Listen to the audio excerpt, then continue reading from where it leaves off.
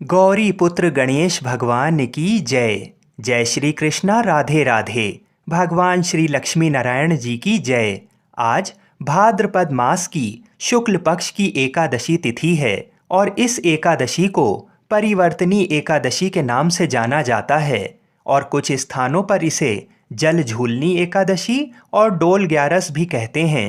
ये एकादशी सभी प्रकार के सुखों और वाजपेयी यज्ञ के बराबर फलों को देने वाली मानी जाती है। आज मैं आपको सुना रहा हूँ परिवर्तनी एकादशी की बड़ी ही दुर्लभ कथा। आज के दिन एकादशी माता और परिवर्तनी एकादशी की पवित्र कथा को सुनने से मनुष्यों के सभी पाप और संकट कट जाते हैं और मनोकामनाओं की पूर्ति होती है तथा वैकुंठ की प्राप्ति होती है। तो आप सभी लोग बड़ी श्रद्धा और प्रसन्न चित मन से इन कथाओं को पूरा अवश्य सुनिएगा। तो आइए भगवान श्री लक्ष्मी नारायण जी के चरणों का ध्यान करते हुए इस पावन कथा को सुनते हैं। एक बार पांडु नंदन अर्जुन ने भगवान श्री कृष्ण जी से कहा, हे प्रभु, भादों की शुक्ल पक्ष की एकादशी का क्या नाम है तथा उसके व्रत का क्या विधान है?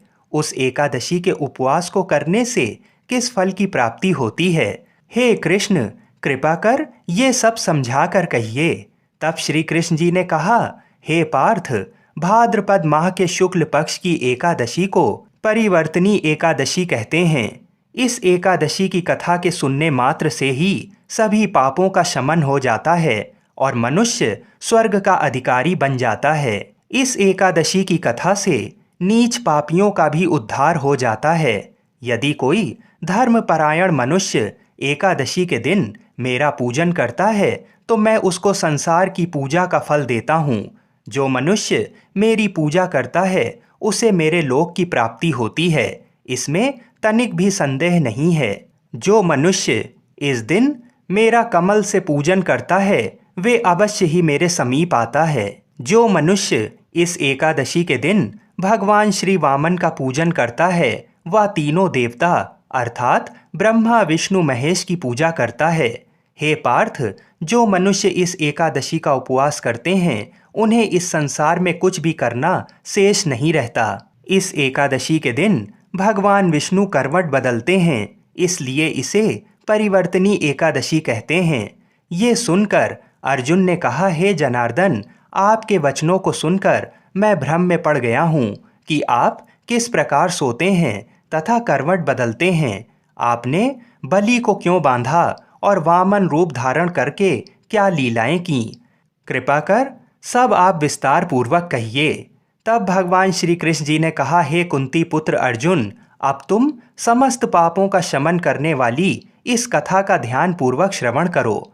त्रेता युग में बलि नाम का एक असुर था। वह अत्यंत भक्त, दानी, सत्यवादी तथा ब्राह्मणों की सेवा करने वाला था। वह सदा यज्ञ, तप आदि किया करता था। अपनी इसी भक्ति के प्रभाव से वह स्वर्ग में देवेंद्र के स्थान पर राज्य करने लगा। देवराज इंद्र तथा अन्य देवता इस बात को सहन नहीं कर सकें और भगवान श्री हरि के पास जाकर प्रार्थना करने लगे। अंत में मैंने वामन रूप धारण किया और तेजस्वी ब्राह्मण बालक के रूप में राजा बलि पर विजय प्राप्त की। ये सुनकर अर्जुन ने कहा कि हे प्रभु, आपने उस बलि को किस प्रकार जीता? कृपा कर ये सब विस्तार पूर्वक बताइए। तब श्री कृष्ण जी ने कहा, मैंने वामन रूप धारण करके राजा बलि से याचना की कि हे राजन, तुम मुझे 3 पग भूमि दान दे दो, इससे तुम्हें 3 लोक के दान का फल प्राप्त होगा। राजा बलि ने इस छोटी सी याचना को स्वीकार कर लिया और भूमि देने को तैयार हो गया। जब उसने मुझे वचन दे दिया तब मैंने अपना आकार बढ़ाया और भूलोक में पैर, भुवन लोक में जंघा, स्वर्गलोक में कमर, महलोक में पेट, जनलोक में हृदय, तपलोक में कंठ और सत्यलोक में मुख रखकर अपने शीर्ष को ऊंचा उठा लिया। उस समय सूर्य, नक्षत्र, इंद्र तथा अन्य देवता मेरी स्तुति करने लगे। तब मैंने राजा बलि से पूछा कि हे राजन, अब मैं तीसरा पग कहाँ रखूं? इतना सुनकर राजा बलि ने अपना शीश नीचे कर लिया। तब मैंने अपना तीसरा पग उसके शीर्ष पर रख दिया और इस प्रकार देवताओं के हित के लिए मैंने अपने उस असुर भक्त को पाताल लोक में पहुंचा दिया। तब वह मुझसे विनती करने लगा। तब मैंने कहा कि हे बलि, मैं सदैव तुम्हारे साथ रहूंगा। भादों के शुक्ल पक्ष की परिवर्तनी नामक एकादशी के दिन मेरी एक प्रतिमा राजा बलि के पास रहती है और एक क्षीर सागर में शेषनाग पर शयन करती रहती है। हे अर्जुन, दान करने के उपरांत मनुष्य को अभिमान नहीं करना चाहिए। राजा बलि ने अभिमान किया और पाताल को चला गया। इससे इस बात का भी बोध होता है कि अति हर कार्य के लिए बुरी होती है। एक अन्य कथा के अनुसार सूर्यवंश में मानधाता नामक चक्रवर्ती राजा हुए। उनके राज्य में सुख संपदा की कोई कमी नहीं थी। प्रजा सुख से जीवन व्यतीत कर रही थी। परंतु एक समय उनके राज्य में 3 वर्षों तक वर्षा नहीं हुई। प्रजा दुख से व्याकुल थी। तब महाराज भगवान नारायण की शरण में जाते हैं और उनसे अपनी प्रजा के दुख दूर करने की प्रार्थना करते हैं। राजा भादों के शुक्ल पक्ष की एकादशी का व्रत करते हैं। इस प्रकार व्रत के प्रभाव स्वरूप राज्य में वर्षा होने लगती है और सभी के कष्ट दूर हो जाते हैं। राज्य में पुनः खुशियों का वातावरण छा जाता है। जल झूलनी एकादशी के दिन जो व्यक्ति व्रत करता है उसे भूमि दान करने और गोदान करने के पश्चात मिलने वाले पुण्य फलों से अधिक शुभ फलों की प्राप्ति होती है। इसके बाद अर्जुन ने कहा, हे प्रभु, अब आप मुझे इस एकादशी का महत्व और विधि बताइए। तब भगवान श्री कृष्ण जी कहते हैं कि आज ही के दिन माता यशोदा ने जलाशय पर जाकर मेरे वस्त्र धोए थे। इसी कारण इसे जल झूलनी एकादशी कहते हैं और कई स्थानों पर इस दिन भगवान को पालकी यानी डोली में ले जाया जाता है, इसलिए इसे डोल ग्यारस भी कहते हैं। हे अर्जुन, अब इस एकादशी की व्रत विधि बड़े ही ध्यान पूर्वक सुनो। इस एकादशी व्रत का नियम पालन 10वीं तिथि की रात से ही शुरू कर देना चाहिए। वह ब्रह्मचर्य का पालन करना चाहिए। एकादशी के दिन सुबह स्नान आदि करने के बाद साफ कपड़े पहनकर भगवान वामन की प्रतिमा के सामने बैठकर व्रत का संकल्प लें। इस दिन यथासंभव उपवास करें। उपवास में अन्न ग्रहण नहीं करें। संभव ना हो तो एक समय फलाहार कर सकते हैं। इसके बाद भगवान वामन की पूजा विधि विधान से करें। भगवान वामन को पंचामृत से स्नान कराएं। स्नान के बाद उनके चरणामृत को व्रती अपने और अपने परिवार के सभी सदस्यों के अंगों पर छिड़कें और उस चरणामृत को पिएं। इसके बाद भगवान को गंध पुष्प धूप दीप नैवेद्य आदि पूजन सामग्री अर्पित करें। इस दिन पूरे समय भगवान विष्णु का जाप करते रहना चाहिए और साथ ही साथ भगवान शिव और माता पार्वती का ध्यान करने से भी भगवान श्री लक्ष्मी नारायण जी की कृपा प्राप्त होती है। व्रत के अगले दिन वेद पाठ करने वाले ब्राह्मणों को भोजन कराकर दान दक्षिणा दें। ऐसा करने से घर में सुख शांति ऐश्वर्य में वृद्धि होती है और निश्चित रूप से संतान सुख की प्राप्ति होती है। इस दिन सूर्य देवता को अर्घ अवश्य दें। केले के पेड़ की पूजा करें और गाय को चने की दाल और गुड़ अवश्य खिलाएं। रात्रि जागरण करने से जन्म जन्मों के पाप कट जाते हैं। घर आए हुए किसी भी व्यक्ति का अपमान नहीं करना चाहिए। ओम नमो भगवते वासुदेवाय महामंत्र का जितना अधिक हो सके जाप करना चाहिए। भगवान को तुलसी मिश्रित जल अवश्य पिलाना चाहिए। विष्णु सहस्त्र नाम का जाप एवं भगवान वामन की कथा सुने। रात को भगवान वामन की मूर्ति के समीप ही सोएं और दूसरे दिन यानी दुआदशी के दिन वेद पाठी ब्राह्मण को भोजन कराकर दान देकर आशीर्वाद प्राप्त करें। जो मनुष्य यत्न के साथ विधि पूर्वक इस व्रत को करते हुए रात्रि जागरण करते हैं उनके समस्त पाप नष्ट होकर अंत में वे स्वर्गलोक को प्राप्त होते हैं। इस एकादशी की कथा के श्रवण मात्र से वाजपेयी यज्ञ का फल प्राप्त होता है। आइए अब बड़े प्रेम से एकादशी माता और तुलसी माता की कथा को सुनते हैं। इन कथाओं को सुनने से ही एकादशी का व्रत पूर्ण माना जाता है। एक बूढ़ी माँ ने एक बार एकादशी का व्रत रखा। बड़ा ही भाव भक्ति से पूजा अर्चना की। उन्हें वृद्धावस्था में क्या बाधा थी वे तो अपने पुत्र पौत्रों की सुख सुविधा के लिए व्रत रखने लगी थीं। वे दिन भर तो जरा कठोर मन करके अपनी प्यास को रोके रहीं। दिन में पूजा पाठ किया, कथा सुनी और पंडित जी को मिट्टी के पात्र में भरकर पानी और ऋतुफल दान में दिए। दोना भर भर के बूरा शक्कर वितरण किया। उन्हें गर्मी के कारण बहुत बेचैनी हो रही थी। इस कारण से बड़ी देर तक पानी में पड़ी रहीं और पानी के कुल्ला करती रहीं। मुंह धोती रहीं, तब कहीं थोड़ा बहुत धैर्य बंध पाया। धूप तो तेज पड़ ही रही थी, इस कारण बार बार मुंह सूख रहा था। बूढ़ी माँ बहुत बेचैन हो रही थीं। एक बुढ़ापा और दूसरा ये भयंकर गर्मी। वृद्धावस्था की स्थिति तो कुछ दूसरी ही प्रकार की होती है। जैसे जैसे रो धो के दिन कट पाया, अब पहाड़ सी रात सामने थी। उसका कटना बड़ा ही कठिन दिखाई दे रहा था। खटिया पर पड़े शांति नहीं मिल रही थी। वे बार बार करवट बदल रही थीं। अनेक बार वे बाहर जातीं और भीतर आतीं। उन्हें घर के अंदर शांति नहीं थी। वे पड़ी पड़ी एकादशी माता का स्मरण करती रहीं।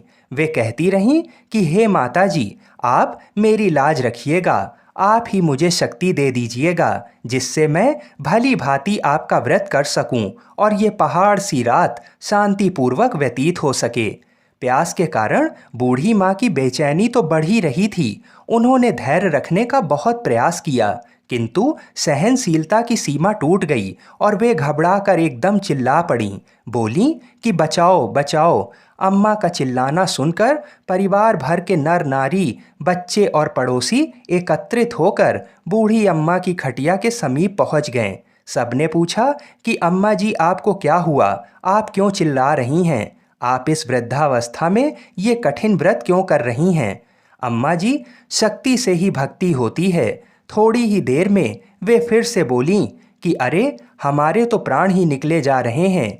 मेरी छाती पर ठंडे पानी का घड़ा रख दीजिए। नातियों ने दादी की छाती पर ठंडे पानी का पात्र रख दिया। तब कहीं उन्हें थोड़ा बहुत आराम मिला और थोड़ी देर के लिए उन्होंने अपनी आंखें बंद कर लीं। एकादशी माता ने सोचा कि ये बूढ़ी अम्मा हैं तो बहुत कठोर, जरा जाकर उसकी परीक्षा लेना चाहिए। वे आधी रात को मुर्गा बनकर टेर लगाने लगीं। मुर्गा की आवाज़ सुनकर दादी जल्दी से उठीं और बाहर जाकर आसमान की ओर देखा, किंतु आसमान में कहीं उन्हें प्रातःकालीन तारा दिखाई नहीं दिया। वे सोचने लगीं कि ये मुर्गा क्यों और कैसे बोल गया। उन्हें प्यास तो लगी रही थी। थोड़ा बहुत उनका मन भी विचलित होने लगा था, किंतु अंत में उन्होंने दृढ़ निश्चय किया कि मैं अब व्रत को पूर्ण करके ही छोड़ूंगी, चाहे भले ही मेरे प्राण निकल जाएं। ये सोचकर फिर वे खटिया पर शिथिल होकर लेट गईं। थोड़ी ही देर में एकादशी माता ने उनकी फिर से परीक्षा लेनी चाहिए। एक छोटी सी बालिका एक गिलास में शरबत लेकर उनके सिरहाने खड़ी हो गई और जोर से बोली कि दादी जी, सवेरा हो गया है, आप हाथ मुंह धोकर शरबत पी लीजिए। पहले तो शरबत का गिलास देखकर उनका मन ललचाने लगा, किंतु अचानक व्रत का स्मरण हो आया और उन्होंने सोचा कि मैं किसी भी प्रकार से अभी शरबत नहीं पी सकती हूँ, और वे शांतिपूर्वक अपनी खटिया पर लेट गईं।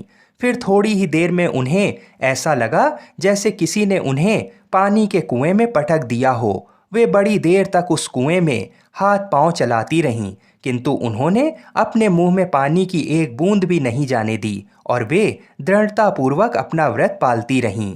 थोड़ी ही देर में ना जाने कहां से सामने आग जलने लगी, जिससे भारी गर्मी बढ़ने लगी।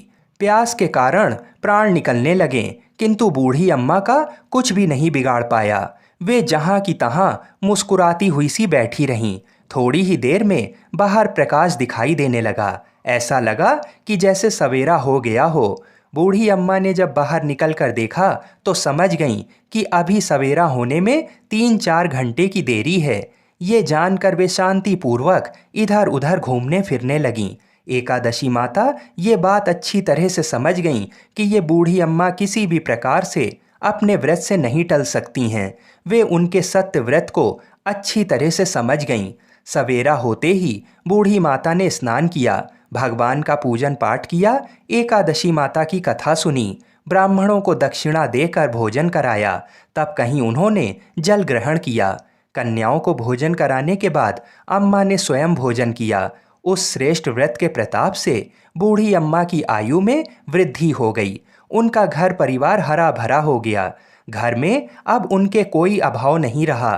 वे हर तरह के सुख साधनों से संपन्न हो गईं। नाती नातिनों से उनका घर भर गया और वे उसी दिन से 12 महीने की एकादशी का व्रत करने लगीं। एकादशी माता के व्रत के प्रताप से इस संसार में हर प्रकार के सुख भोग कर अंत में वैकुंठ धाम को चली गईं। जैसे एकादशी माता ने बूढ़ी माता और उनके परिवार को हरा भरा किया, ऐसे ही एकादशी माता हम सभी की मनोकामनाओं को पूर्ण करें। बोलिए श्री लक्ष्मी नारायण भगवान की जय। आइए अब अनंत फलों को देने वाली श्री राधा कृष्ण जी की बड़ी ही सुंदर कथा को सुनते हैं। एकादशी के दिन इस कथा को सुनने से सभी मनोकामनाएं पूर्ण हो जाती हैं। एक गांव में रमा नाम की एक स्त्री थी।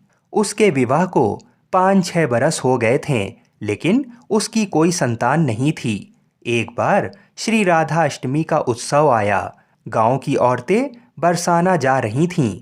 औरतों ने कहा कि तुम भी बरसाना चलो, राधा रानी बड़ी दयालु हैं, तुम्हारी गोद जरूर भर देंगी। वह स्त्री कई महीनों से घर से बाहर नहीं निकली थी, इसलिए उसके पति और सास ने भी उसे जाने की आज्ञा दे दी। बस उसने मन में ठान लिया कि राधा रानी मेरी गोद जरूर भरेंगी। जिस दिन उसे जाना था उसी दिन उसके पैर में चोट लग गई, चला भी नहीं जा रहा था। फिर वह स्त्रियों के संग यात्रा पर चली गई। सारे रास्ते राधा कृष्ण जी का जाप कीर्तन करती हुई गई और बरसाना पहुंचकर नहा धोकर राधा जी के मंदिर में जाने के लिए तैयार हुई। राधा जी के महल में जब जाते हैं तो ऊपर बहुत सी सीढ़ियाँ चढ़नी पड़ती हैं। जैसे सीढ़ियाँ चढ़ने लगी तब वह स्त्रियों से बोली कि तुम लोग आगे आगे चलो, मैं धीरे धीरे सीढ़ियों से आ रही हूँ। मेरे पैर में चोट लगने की वजह से चला भी नहीं जा रहा है। 2-4 सीढ़ियाँ चढ़ने के बाद उसका पैर मुड़ गया और वह नीचे गिरने लगी। तभी एक 7-8 साल की कन्या ने उसका हाथ पकड़ लिया। रमा बोली, बेटी आज अगर तुम ना होती तो मैं नीचे गिर गई होती। वह कन्या बोली, माता ऐसे कैसे गिर जाने देती मैं तुम्हें। तब रमा ने पूछा, बेटी तुम्हारा क्या नाम है? वह बोली, लाडो नाम है मेरा, यहीं पास में रहती हूँ। वे दोनों सीढ़ियों पर बैठ गईं। लाडो कहने लगी, माता मेरे लिए क्या लाई हो? ना कोई जान पहचान और लाडो ऐसी बात कर रही है। फिर रमा ने कहा, लाडो मैं कल तुम्हारे लिए कुछ ना कुछ लेकर अवश्य आऊँगी, तुम्हें क्या पसंद है? तब लाडो कहने लगी, मुझे नथनी, गले का हार, कान के कुंडल, चूड़ियाँ, मेहंदी, घाघरा चोली ये सब चीज़ें पसंद हैं, कुछ भी ले आना। इतना कहकर वह बालिका भाग गई। जैसे तैसे रमा भी मंदिर में दर्शन करके लौट आई। फिर रमा उस बालिका के बारे में सोचने लगी और बाजार में उसने गले का हार और चूड़ियाँ उसके लिए लीं। अगले दिन वहीं जहाँ मिली थी वह लाडो का जाकर इंतजार करने लगी। फिर लाडो उसको उसी जगह पर मिली। चूड़ियाँ और गले का हार जैसे उसे दिया, वह बोली, बस इतनी सी ही, और चीज़ें नहीं लाई, और वह मुंह फुलाकर बैठ गई। तब रमा बोली, अभी मैं 8 दिन यहीं पर हूँ, रोज़ तुम्हारे लिए कुछ ना कुछ लाया करूँगी। ये सुनकर लाडो उसकी गोद में बैठ गई और गले से लग गई। रमा तो रोने लगी। उसे जैसे एक संतान मिल गई। खूब प्यार से उसके सिर पर हाथ फेरा। ऐसे ही वह फिर चली गई। रमा ने मंदिर से आकर घाघरा और चोली उसके लिए बनवाएं। ऐसे ही रोज कुछ ना कुछ वह उसे देती। एक दिन रमा कहती है, अब ये सारी चीज़ें मुझे पहन करके दिखाओ। लाडो बोली, कल राधा अष्टमी है, मैं कल इसे पहनूंगी। इस बार लाडो के साथ एक लड़का भी था। उसे देखकर रमा ने कहा, आज पता नहीं मेरे मन में क्या आया, मैंने एक धोती और मुकुट मोर वाला लिया है, क्या मैं इसे दे दूं? लाडो बोली, ये कनुआ है, मेरे साथ ही रहता है, हाँ तुम इसे दे दो। ऐसा कहकर वे दोनों सामान लेकर चले गए। अगले दिन राधा अष्टमी थी। जब रमा सीढ़ियों पर आई, वहाँ उसे आज कोई नहीं मिला। ना वो लाडो ना वो लड़का। बहुत इंतजार के बाद जब वह मंदिर में पहुंची तो वहां बहुत भीड़ थी। कीर्तन और नृत्य हो रहा था। इसी तरह भीड़ को चीरती हुई वह आगे पहुंची और वहां देखकर राधा जी को देखा और ठाकुर जी को देखा। रमा ने जो जो चीजें लाडो को दी थीं, वही सारा सामान राधा कृष्ण जी पहने हुए थे। वह पत्थर सी हो गई। आंखों से आंसू बहने लगे। बात समझते देर न लगी कि वह लाडो राधा जी और कन्वा कृष्ण जी हैं। स्वयं जगत के पालनहार उसके पास आते थे। राधा जी उसकी गोद में बैठती थीं और उसे मात्र सुख प्रदान करती हैं। वह तो जैसे बावरी हो गई। दिन रात लाडो लाडो कहती रहती, पुकारती रहती। वह स्त्रियों से बोली, तुम लोग घर जाओ, मैं नहीं जाऊंगी। उसकी सास और पति भी उसे लेने आए, पर वह साथ नहीं गई। अब तो प्रतिदिन वह सीढ़ियों पर बैठे बैठे आंसुओं से सीढ़ियां धोती, पलकों से बुहारती। ऐसा करते करते उसे 30 वर्ष हो गए। एक दिन एक बालिका उसका हाथ पकड़कर ऊपर अटालिका में ले गई।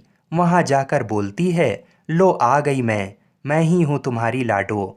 ऐसा कहकर बाहें फैलाकर रमा को बुलाने लगी और अपने गले लगा लिया। उस दिन रमा ऐसे गले लगी कि इस पार्थिव शरीर को छोड़कर सदा के लिए अपनी लाडो के पास चली गई। बोलिए श्री राधा कृष्ण भगवान की जय। बोलिए श्री बरसाने वाली की जय। एक बार नारद मुनि ने पृथ्वी लोक पर राधा नाम की महिमा सुनी और सुना कि वह श्री कृष्ण की सबसे बड़ी भक्त हैं।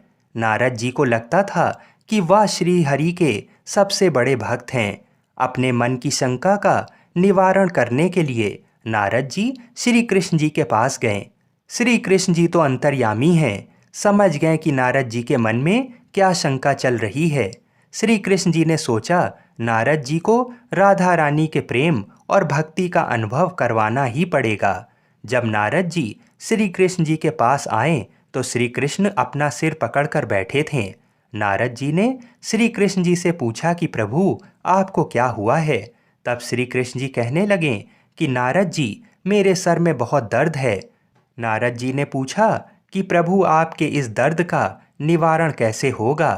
तब श्री कृष्ण जी ने कहा कि अगर कोई मेरा सच्चा भक्त अपने चरणों को धोकर उसका चरणामृत मुझे पिलाए तो मेरे सिर का दर्द ठीक हो जाएगा। नारद जी सोचने लगे कि मैं श्री हरि का सच्चा भक्त हूँ, लेकिन श्री कृष्ण को अपने चरणों का चरणामृत पिलाने से मुझे नरक तुल्य पाप लगेगा, इसलिए ऐसा पाप मैं अपने सिर पर नहीं ले सकता। नारद जी ने रुक्मणी जी से और बाकी रानियों से इस समस्या को सुनाया, लेकिन कोई भी इस पाप को अपने सर पर लेने को तैयार ना हुआ। नारद जी को राधा रानी की याद आई कि वह भी तो श्री कृष्ण जी की सच्ची भक्त हैं। नारद जी ने जाकर सारा प्रसंग राधा रानी को सुनाया। राधा रानी ने उसी समय एक बर्तन में जल लेकर अपने चरणों को धोकर वह जल नारद जी को दिया और कहा कि जल्दी से जाकर इसे श्री कृष्ण जी को दे दो। राधा रानी नारद जी से कहने लगी, मैं जानती हूँ कि इस बात के लिए मुझे नरक तुल्य पाप लगेगा। राधा रानी आगे नारद जी से कहती हैं, श्री कृष्ण के दर्द के निवारण के लिए मैं कोई भी पाप अपने सिर पर लेने को तैयार हूँ। नारद जी श्री कृष्ण जी के पास गए तो श्री कृष्ण मंद मंद मुस्कुरा रहे थे। अब तक नारद जी समझ गए कि राधा रानी श्री कृष्ण से निश्चल प्रेम करती हैं और उनकी सबसे बड़ी भक्त हैं, तथा श्री कृष्ण ने यह सारी लीला मुझे ये एहसास कराने के लिए रची है। बोलिए श्री राधा कृष्ण भगवान की जय। अब बड़े प्रेम से तुलसी माता की कथा को सुनते हैं। इन कथाओं को सुनने से ही एकादशी का व्रत पूर्ण माना जाता है। सावर्णी मुनि की पुत्री तुलसी अपूर्व सुंदरी थीं। उनकी इच्छा थी कि उनका विवाह भगवान नारायण के साथ हो। इसके लिए उन्होंने नारायण पर्वत की घाटी में स्थित बद्री वन में घोर तपस्या की। दीर्घ काल तक तपस्या के उपरांत ब्रह्मा जी ने प्रसन्न होकर दर्शन दिया और वर मांगने को कहा। तुलसी जी ने कहा, सृष्टिकर्ता ब्रह्मदेव, आप अंतर्यामी हैं, सबके मन की बात जानते हैं, फिर भी मैं अपनी इच्छा आपसे बताती हूँ। मैं चाहती हूँ कि भगवान श्री नारायण मुझे पति रूप में मिलें। ब्रह्मा जी ने कहा, तुम्हारा अभीष्ट तुम्हें अवश्य मिलेगा। अपने पूर्व जन्म में किसी अपराध के कारण तुम्हें श्राप मिला है। इसी प्रकार भगवान श्री नारायण के एक पार्षद को भी दानव कुल में जन्म लेने का श्राप मिला है। दानव कुल में जन्म लेने के बाद भी उसमें नारायण का अंश विद्यमान रहेगा। इसलिए इस जन्म में पूर्व जन्म के पाप के शमन के लिए संपूर्ण नारायण तो नहीं मिलेंगे, लेकिन नारायण के अंश से युक्त दानव कुल जन्म में उस शापग्रस्त पार्षद से तुम्हारा विवाह होगा। शाप मुक्त होने पर भगवान श्री नारायण सदा सर्वदा के लिए तुम्हारे पति हो जाएंगे। तुलसी ने ब्रह्मा के इस वर को स्वीकार किया, क्योंकि मानव कुल में जन्म के कारण उस मायावी भोग को तो भोगना ही था। तुलसी बद्री वन में ही रहने लगी। नारायण का वह पार्षद दानव कुल में जलंधर के नाम से पैदा हुआ था। कुछ दिनों बाद वह भ्रमण करता हुआ बद्री वन में आया। यहाँ तुलसी को देखते ही वह उस पर मंत्रमुग्ध हो गया। तुलसी के सामने उसने अपने विवाह का प्रस्ताव रखा। इतने में ही महाब्रह्मा जी आ गए और तुलसी से कहा, तुलसी, जलंधर को देखो, कैसा देवोपम उसका स्वरूप है। दानव कुल में जन्म लेने के बाद भी लगता है जैसे इसके शरीर में नारायण का वास हो। तुम प्रस्ताव को सहर्ष स्वीकार कर लो। तुलसी को भी लगा कि उसकी तपस्या पूर्ण हुई, उसे इच्छित फल मिला है। जलंधर के साथ उसका गंधर्व विवाह हो गया और वह जलंधर के साथ उसके महल में पत्नी बनकर आ गई। जलंधर ने अपनी परम सुंदरी सती साध्वी पत्नी तुलसी के साथ बहुत दिनों तक राज्य किया। उसने अपने राज्य का इतना विस्तार किया कि देवलोक तक उसके अधिकार में आ गया। स्वर्ग का सुख भोगने वाले देवताओं की दशा भिखारियों जैसी हो गई। जलंधर किसी को कष्ट नहीं देता था, पर अधिकार और राज्य छिन जाने से सारे देवता मिलकर ब्रह्मा, विष्णु और शिव जी की सभा में गए तथा अपनी विपत्ति सुनाई। ब्रह्मा जी ने कहा, तुलसी परम साध्वी हैं, उसका विवाह जलंधर से मैंने ही कराया था। जलंधर को तब तक नहीं हराया या मारा जा सकता जब तक तुलसी को ना छला जाए। विष्णु जी ने कहा, जलंधर पूर्व जन्म में मेरा पार्षद था। श्राप के कारण उसे दैत्य कुल में जन्म लेना पड़ा। इस जन्म में भी मेरा अंश उसमें व्याप्त है। साथ ही तुलसी के पतिव्रत धर्म से वह अजय है। फिर देवताओं की सहमति से भगवान शिव ने जलंधर के पास संदेश भेजा कि या तो वह देवताओं को राज्य लौटा दे या फिर उनसे युद्ध करे। जलंधर शंकर के पास पहुंचा। उसने कहा, देवाधिदेव, आपके लिए देवताओं का पक्ष लेना उचित नहीं है। राज्य बढ़ाना हर राजा का कर्तव्य है। मैं किसी को दुखी नहीं कर रहा हूँ। देवताओं से कहिए कि वे मेरी प्रजा बनकर रहे। मैंने आपका कोई भी अपमान नहीं किया है। हमारा आपका युद्ध शोभा नहीं देता है। अगर आप हार गए तो बड़ी लज्जा की बात होगी। मैं हार गया तो आपकी कीर्ति बहुत अधिक नहीं बढ़ेगी। भगवान शंकर फिर हंसने लगे। वे तो सब रहस्य समझते थे। तुलसी और जलंधर के पूर्व जन्म के श्राप की अवधि लगभग पूरी हो चुकी थी। फिर शंकर जी बोले, इसमें कीर्ति और लज्जा की बात नहीं है। तुम देवों को राज्य लौटाकर उन्हें उनके पद पर प्रतिष्ठित होने दो। युद्ध से बचने का यही एक उपाय है। जलंधर ने कहा, मैंने युद्ध के बल से देवलोक जीता है। कोई उसे युद्ध के द्वारा ही वापस ले सकता है। ये मेरा अंतिम उत्तर है। अब मैं जा रहा हूँ। ऐसा कहकर जलंधर चला गया। उसने अपनी पत्नी तुलसी को सारी बातें बताईं और कहा, कर्म भोग सब काल सूत्र में बंधा है। जीवन में हर्ष, शोक, भय, सुख, दुख, मंगल, अमंगल काल के अधीन है। हम तो केवल निमित्त हैं। संभव है भगवान शिव देवों का पक्ष लेकर मुझसे युद्ध करें।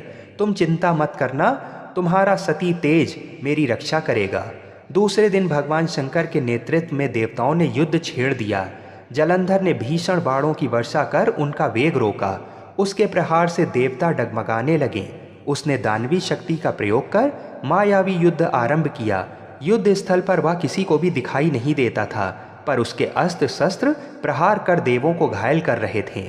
देवगण अपने अस्त्र चलाएं तो किस पर चलाएं, क्योंकि कोई शत्रु सामने था ही नहीं। कई दिनों तक इस तरह भयंकर युद्ध चला। जलंधर पराजित नहीं हुआ। तब शिव जी ने विष्णु से कहा, विष्णु, कुछ तो उपाय करो, अन्यथा मेरा तो सारा यश मिट्टी में मिल जाएगा। विष्णु जी ने सोचा, बल से तो जलंधर को हराया नहीं जा सकता, इसलिए छल का सहारा लेना ही पड़ेगा। उन्होंने तुरंत अपना स्वरूप जलंधर जैसा बनाया और अस्त्र शस्त्र से सुसज्जित हो तुलसी जी के पास पहुंच गए। बोले, प्रिय, मैं युद्ध जीत गया। सारे देवता भगवान शंकर समेत हार गए। इस खुशी में आओ मैं तुम्हें अपने अंग से लगा लूं। पति को प्रत्यक्ष खड़ा देख तथा विजय का समाचार सुन वह दौड़कर मायावी जलंधर के गले से लिपट गई। इस प्रकार पति पत्नी दोनों ने आलिंगन हो खूब खुशी मनाई। पर पुरुष के साथ इस प्रकार के व्यवहार से उसका सती तेज नष्ट हो गया। उसका सती तेज जो जलंधर की कवच के रूप में रक्षा कर रहा था वह कवच नष्ट हो गया। जलंधर शक्तिहीन हो गया। ये जानते ही भगवान शंकर ने अपने त्रिशूल से प्रहार किया। त्रिशूल के लगते ही जलंधर जलकर भस्म हो गया। जलंधर के मरने को जानकर विष्णु अपने असली रूप में आ गए। सामने अपने पति जलंधर के स्थान पर भगवान विष्णु को खड़ा देख तुलसी बहुत विस्मित हुई। उसको पता लग गया कि स्वयं नारायण ने उसके साथ छल किया है। क्रोध में आकर तुलसी जी ने श्राप दिया, एक सती स्त्री का सतीत्व भंग करने के अपराध में तुम हृदयहीन पत्थर हो जाओ। विष्णु जी ने तुलसी के श्राप को सिरोधार्य कर कहा, देवी तुम्हारे तथा जलंधर के कल्याण के लिए मुझे ऐसा करना पड़ा। तुम दोनों को श्राप मुक्त करना था। तुम भी अब अपना शरीर त्याग कर तुलसी बिरवा के रूप में जन्म लोगी और मेरी पूजा तुलसी दल से होगी। मैं शालीग्राम पत्थर बनूंगा। मेरे शीश पर तुम आदर से विराजमान होगी। तुम्हारे पति की हड्डियों के चूर्ण से शंख की उत्पत्ति होगी। उस शंख ध्वनि से देवताओं तथा मेरी पूजा आराधना होगी। जहाँ शंख ध्वनि होगी वहाँ मंगलमय मैं विराजमान रहूँगा। तुमने पूर्व जन्म में बद्रीवन में मुझे पाने के लिए बड़ी तपस्या की थी। अब अगले जन्म में मैं नारायण प्रस्तर के रूप में बद्रीनाथ वन में स्थापित होऊंगा और मेरी पूजा अर्चना फल फूल से ना होकर तुम्हारी तुलसी दल से होगी। मेरे शीश पर विराजमान होकर तुम मुझसे भी ऊंचा पद प्राप्त करोगी। बोलिए श्री लक्ष्मी नारायण भगवान की जय। बोलिए श्री तुलसाजी शालीग्राम जी की जय। जय श्री राधे कृष्ण।